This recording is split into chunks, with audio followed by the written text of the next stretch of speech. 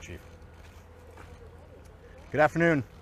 I'm Captain Jamie Frederick with the 1st Coast Guard District Response Department, which oversees search and rescue operations under Rear Admiral John Mauger, the 1st Coast Guard District Commander. I'll provide a brief recap of our coordinated search efforts for the 21-foot submersible with 5 people on board, along with providing an update on current search efforts and plans for the next 24 hours. On behalf of all the men and women of the United States Coast Guard and our search partners, we offer our most heartfelt thoughts and prayers for the 5 crew members, their families, and their loved ones. Our crews are working around the clock to ensure that we are doing everything possible to locate the Titan and the 5 crew members. Yesterday, we stood up a unified command consisting of expertise from the United States Coast Guard, the United States Navy, Canadian Armed Forces and Coast Guard, and the Titan's parent company, Ocean Gate Expedition. This is a complex search effort which requires multiple agencies with subject matter expertise and specialized equipment. While the U.S. Coast Guard has assumed the role of search and rescue mission coordinator, we do not have all of the necessary expertise and equipment required in a search of this nature. The Unified Command brings that expertise and additional capability together to maximize effort in solving this very complex problem.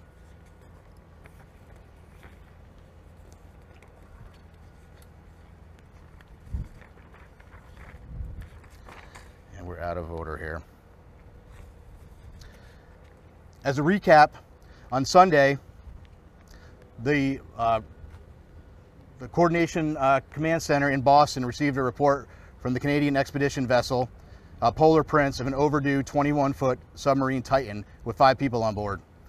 The Titan was attempting to dive on the wreck of the Titanic approximately 900 miles east of Cape Cod and 400 miles south of St. John's, Newfoundland. Approximately 1 hour and 45 minutes into the scheduled dive, the Polar Prince lost all communication with the Titan. The Polar Prince conducted an initial search and then requested Coast Guard assistance. The U.S. Coast Guard in Boston assumed the responsibility of search and rescue mission coordinator and immediately launched search assets. Since Sunday, the Coast Guard has coordinated search efforts with the U.S. and Canadian Coast Guard, Air National Guard aircraft, and the Polar Prince, which have searched a combined 7,600 square miles, an area larger than the state of Connecticut. These search efforts have focused on both surface, with C-130 aircraft searching by sight and with radar, and subsurface, with P-3 aircraft were able to drop and monitor sonar buoys. To date, those search efforts have not yielded any results. Search efforts have continued through last night and today. Today, the vessel Deep Energy, a 194-meter pipe-laying vessel, arrived on scene with underwater ROV capability. They have rendezvoused with the vessel Polar Prince and commenced an ROV dive at the last known of the position of the Titan and the approximate position of the Titanic wreck. That operation is currently ongoing. Additionally, a Canadian P-3 aircraft is currently conducting a 6-hour search of the area, and several C-130 aircraft and another P-3 are scheduled to fly this afternoon and this evening. The Canadian Coast Guard cutter, or vessel, John Capt, is scheduled to arrive later this evening, and several other Canadian Coast Guard vessels and the Coast Guard cutter Sycamore are en route. Additionally, the U.S. Coast Guard has the U.S. Navy's SUPSAL, Supervisor of Salvage and Diving Command, is working with U.S. Transportation Command to bring additional assets to the search area. These more capable assets will be staged out of St. John's for further transport to the search area. There are also several private vessels, research vessels with ROV capabilities that are making preparations to join the efforts. So I want to reiterate, this is a very complex search, and the unified team is working around the clock to bring all available assets and expertise to bear as quickly as possible in an effort to solve this very complex problem. We'll continue to provide updates as they become available. And again, our thoughts and prayers are with the crew and the families and their loved ones. We will provide unwavering effort as we continue the search. And I think at this time we'll open it up and take a few questions. Chief, can you try that for me?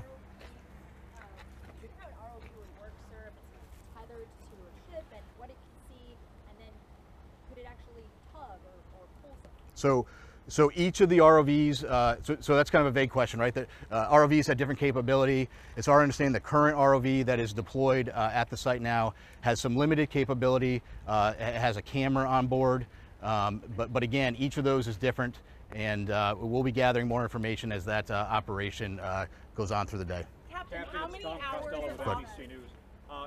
If your submersibles can find this sub, is there any way to retrieve it and save the people on board? Yeah, so right now all of our efforts are focused on finding the sub.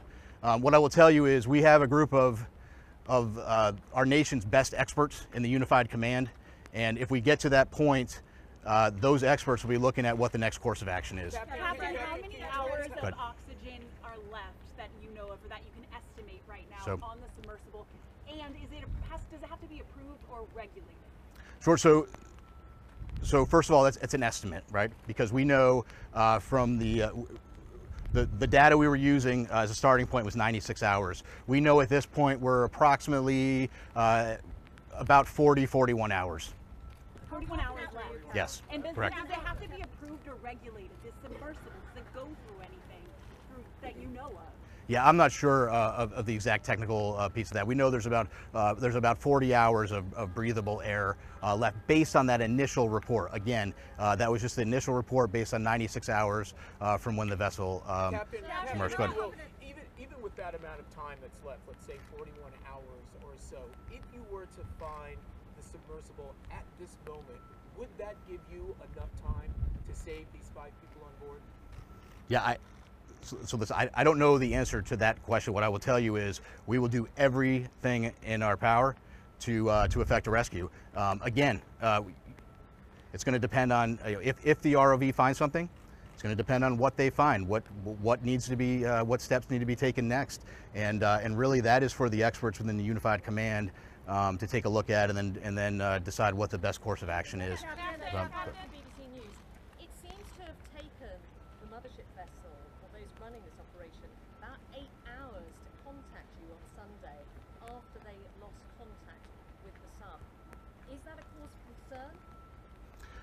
Listen, right now, our effort and our focus is on searching with what we know. As soon as we received the report on Sunday evening, we immediately launched search efforts. We flew assets that evening, and we've continued constant surface and air asset searches since that point. Go ahead, sir. You mentioned that the search operation is very complicated. What are the biggest challenges you're facing? Well, this is a complex search, and it's complex for a variety of reasons. You're talking about a search area that's 900 miles east of Cape Cod, 400 miles south of St. John's. So logistically speaking, it's hard to bring assets to bear. It takes time, it takes coordination. And then we're dealing with, two pieces of, you're dealing with a surface search and a subsurface search. And frankly, that makes it an incredibly complex operation. Captain, will the U.S. Navy or the Canadian Navy be able to get salvage equipment on time before the air runs out? Obviously, getting salvage equipment on scene is a top priority. Unified Command is working through that to prioritize what equipment we can get there. There are ongoing operations right now via the U.S. Navy and Transcom to get equipment staged in St. John's and to get it on scene. I can't give you an exact timeline of when that's going to happen, but what I can tell you is there is a full court press effort to get equipment on scene as quickly as we can. Is that equipment already on the East Coast, though, or is it coming from the Pacific, for example? No, so some of the equipment that's coming is coming from the East Coast, but again, we're talking about very heavy equipment.